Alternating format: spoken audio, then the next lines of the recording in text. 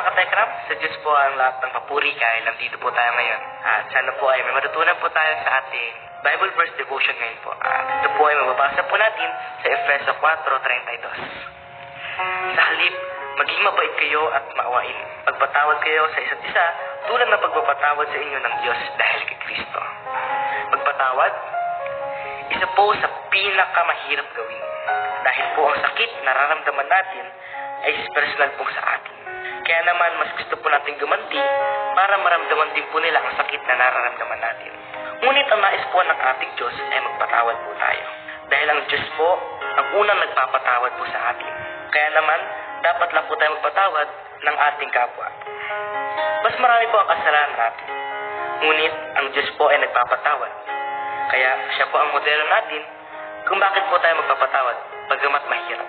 Dahil may gantimpala ang Diyos sa taong buong puso nagpapatawad. Sige po, tayo po yung manalangin. Aming Amang sa langit, salamat po sa iyong kabutihan at kahabagan.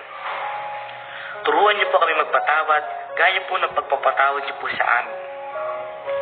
Bigyan niyo po kami ng lakas na kababaan ng loob para po ito yung aming magawa. Ito po ang aming panalangin sa pangalan po ng aming Panginoong Jesus. Amen. Maraming salamat po mga katekram sa pakikinig po ng ating Bible Verse Daily Devotion. At hanggang sa muli po mga katekram, God bless po. I love you po.